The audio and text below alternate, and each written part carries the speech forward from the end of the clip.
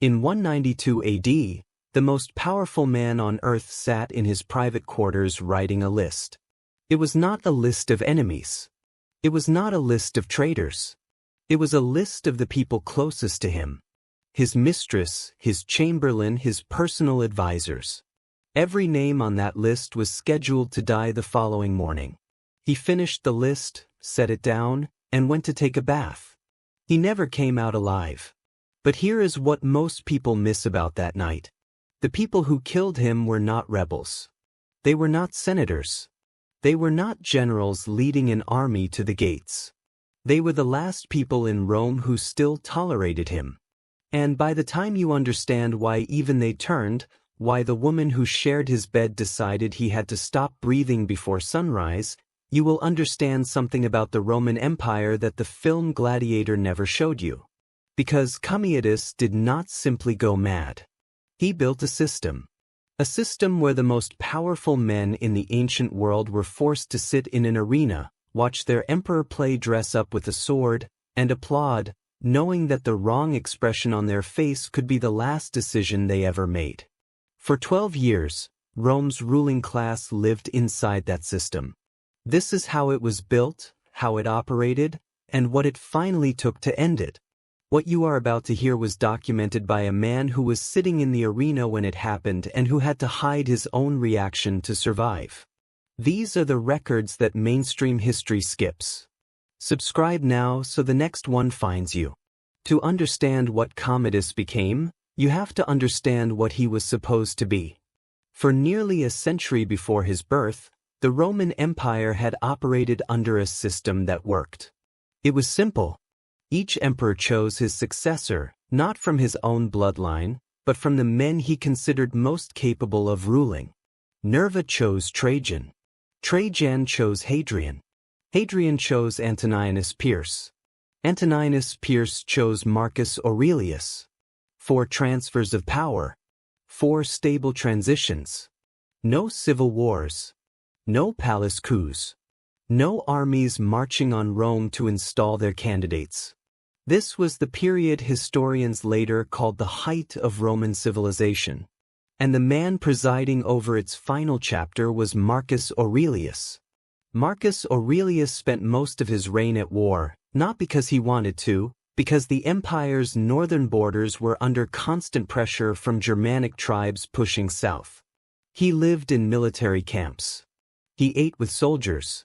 He slept in tents while governing an empire that stretched from Britain to Syria. And in the margins of that life, between battles, between diplomatic meetings, between decisions that affected millions of people, he wrote. His private journal, later known as Meditations, recorded his attempts to govern himself the same way he governed the empire, with discipline, with restraint, with the constant awareness that power was borrowed, not owned. He never intended for anyone to read it. But here is the detail that changes everything about the story that follows. Marcus Aurelius broke the system. For nearly 100 years, emperors had chosen successors based on ability. Marcus Aurelius chose his biological son. The reason is still debated. Some historians believe he genuinely thought Commodus was capable. Others argue that the political situation gave him no choice. That passing over his own son would have triggered exactly the kind of civil war the succession system was designed to prevent. Whatever the reason, the result was the same. In 180 AD, Marcus Aurelius died during a military campaign on the Danube frontier. Some ancient sources say from plague. Others suggest exhaustion. And the Roman Empire passed to an 18-year-old boy who had never governed a province, never commanded an army in the field, and had spent his entire life inside a palace, being told that everything in the world belonged to him. Commodus's first major decision as emperor was immediate and revealing. His father had spent years fighting on the northern frontier. The campaigns were grinding, expensive, and unfinished. Marcus Aurelius died in the middle of them. Commodus ended the wars within months. He negotiated quick settlements with the tribes his father had been fighting, accepted terms that many in the military considered unfavorable, and returned to Rome. The Senate welcomed him. The people celebrated a young, healthy emperor in the capital after years of an aging ruler on the frontier. It felt like a new beginning. But inside the palace, a pattern was already forming. Commodus showed no interest in the daily mechanics of governing. The meetings, the appointments, the logistics of administering an empire with 60 million people across 3 continents. He delegated almost everything to a series of favorites.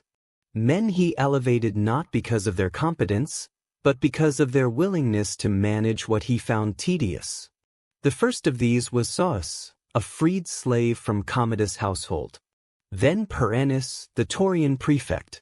Then Cleandanda, another freedman who would eventually sell Roman offices like merchandise.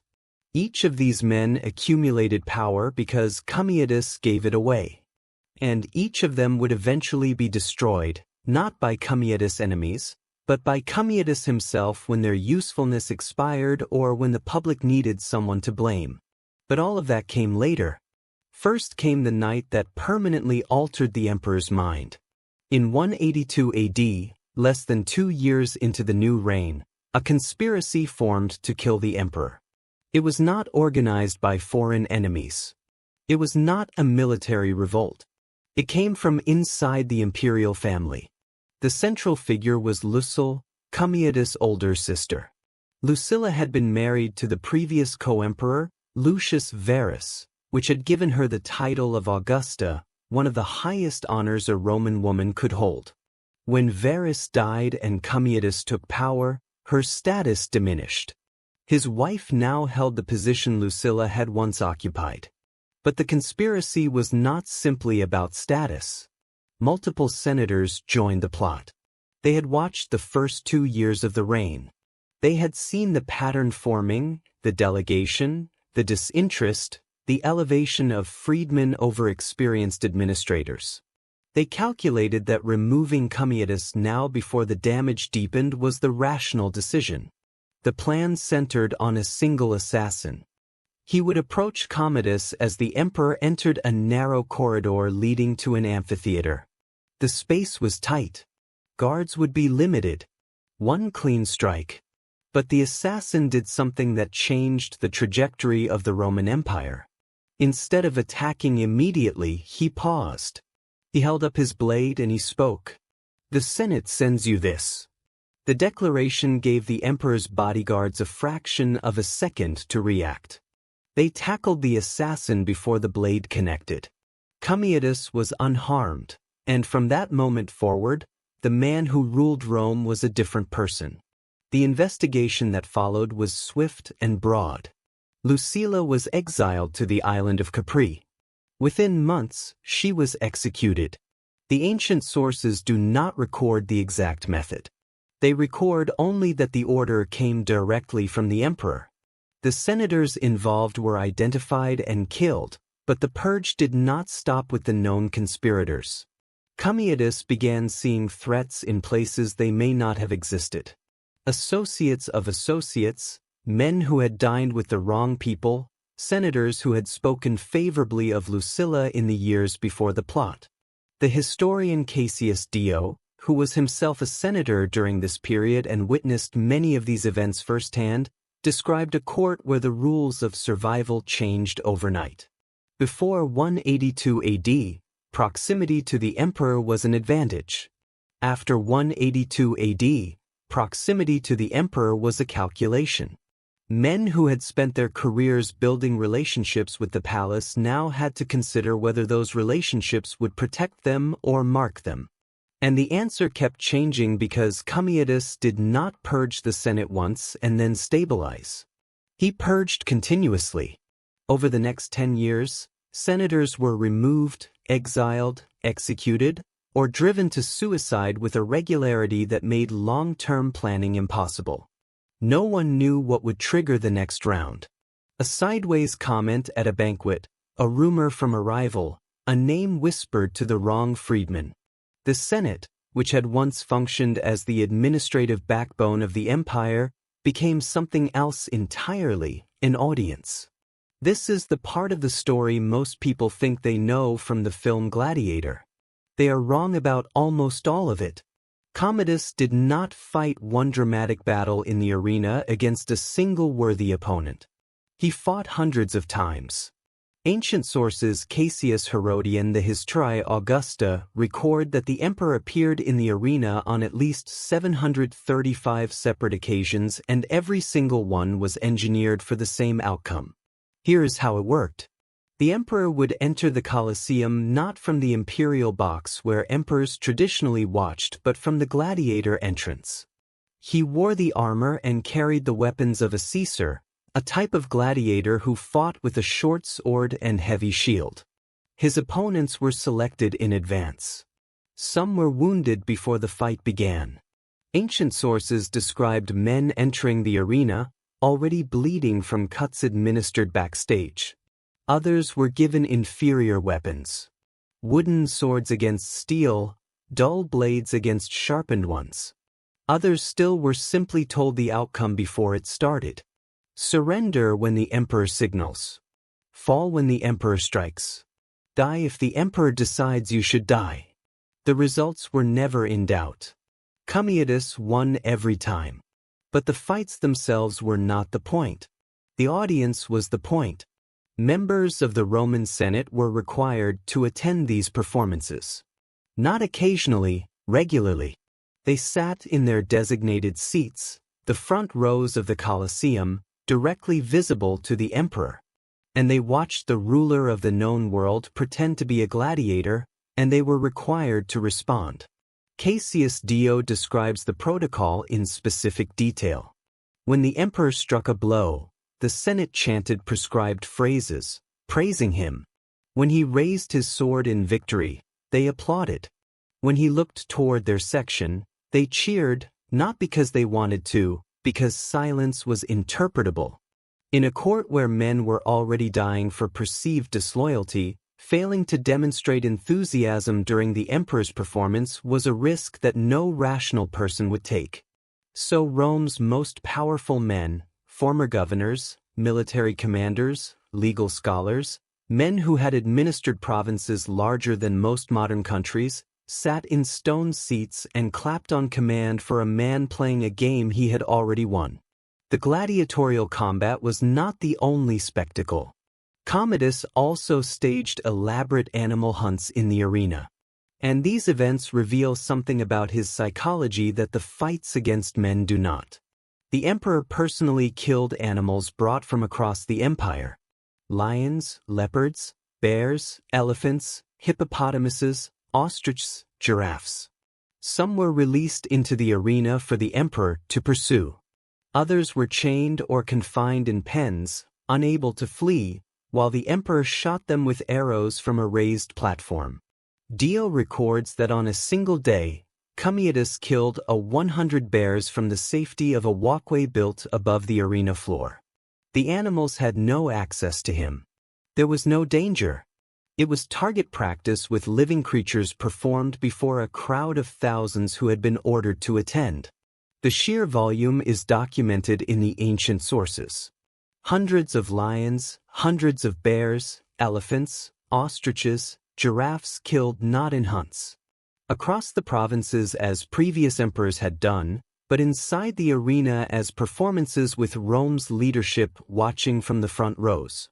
But the moment that crystallized everything happened during one of these animal hunts after killing several ostriches with specially designed crescent-headed arrows engineered so the birds would continue running for several strides after being struck.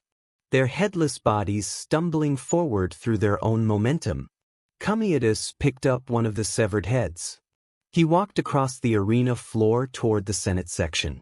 In one hand, the head, in the other, his blood-covered sword. He stopped directly in front of the senators, and he stared at them. He said nothing. The gesture required no translation. Cassius Dio, who was sitting in those seats when it happened, wrote about what occurred next. Several senators felt an overwhelming urge to laugh. The image was absurd. The emperor of Rome standing in gladiator armor holding the severed head of a bird, glaring at them as though he had just conquered Carthage. Laughter was the natural human response. But laughter in that arena in front of that emperor could have been a death sentence. So the senators pulled leaves from the laurel wreaths they wore and chewed them. They bit down on the leaves to physically prevent their mouths from forming the wrong shape. Dio wrote that he did this himself, a sitting Roman senator, an eyewitness to this moment, chewing leaves in the Colosseum to avoid being executed for an involuntary facial expression. That is the system Commodus built, not a tyranny of ideology, not a tyranny of conquest, a tyranny of performance. Where the most dangerous thing in the empire was not what you did, it was what your face revealed while you watched. If you have made it this far into the story, you already understand why this chapter of Roman history does not appear in most textbooks. The documented details are difficult to process. But the story is not finished yet. And what comes next is the part that ancient historians themselves struggled to record. As the years passed, the arena was no longer enough. Commodus began reshaping Rome's public identity around a single idea that the emperor was not merely a ruler but a divine figure walking among mortals. He appeared in public dressed as Hercules, not as a costume, not during festivals or ceremonial occasions as his standard presentation. He wore the lion-skin cloak associated with Hercules in Roman mythology. He carried a heavy wooden club. Statues commissioned across the empire depicted him with the attributes of the demigod. The club, the skin, the exaggerated musculature. One of these statues survived. It sits in the Capitol line museums. In Rome today, it shows Commodus wearing the Nemean lion's skin over his head, holding the club in one hand and the golden apples of the Hesperides in the other. It is not a portrait of an emperor honoring a god. It is a portrait of an emperor declaring that he is one. But the divine identity was only the beginning. Commodus began systematically renaming the institutions of Rome after himself. The Roman legions, military units with histories stretching back centuries, received new titles incorporating the emperor's name. The months of the Roman calendar were renamed. Official documents adopted new nomenclature. And then, in a move that even the ancient sources describe with a kind of stunned precision, he renamed the city of Rome itself. Colonia Lucia Ania Commodana, the city that had given its name to the empire, to the republic before it, and to the civilization that had shaped the Mediterranean world for 700 years. Renamed after a single man who had done nothing to earn it except survive. The Senate approved every change. They approved the name changes. They approved the divine titles. They approved the calendar reforms. Not because any senator believed that Commodus was Hercules reborn, because the alternative to approval had been demonstrated clearly enough in the arena, in the purges, in the executions that followed the conspiracy of 182 AD. The system ran on a single mechanism, the consistent demonstrated willingness to destroy anyone who disrupted the performance. And after a decade of watching that mechanism operate, the Senate had learned its role perfectly. They were the audience. Their job was to applaud. While the emperor performed, the empire deteriorated. The treasury, strained by the cost of arena spectacles, animal imports, and the maintenance of Commodus' personal entourage, began to weaken. The freed men who managed daily governance, men like Cleander, who had risen to a position effectively equivalent to prime minister, operated without meaningful oversight. Cleander sold Roman offices openly. Military commands, provincial governorships, senate seats, all available at the right price. When public anger eventually turned on Cleander, Commodus handled it the same way he handled every problem. He gave the mob what it wanted. Cleandanda was seized, executed, and his head was paraded through the streets of Rome on a pike.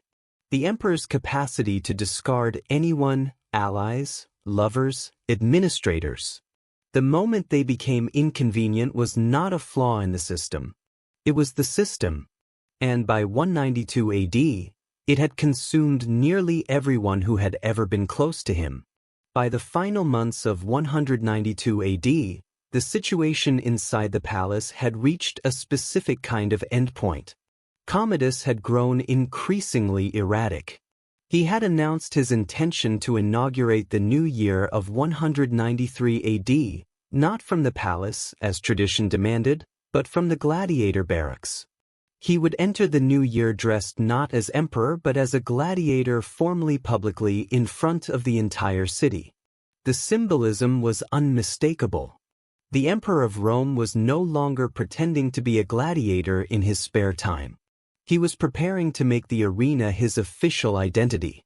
The consuls who were supposed to inaugurate the year alongside him, the two highest-ranking officials in Roman government, would be reduced to supporting characters in a gladiatorial entrance.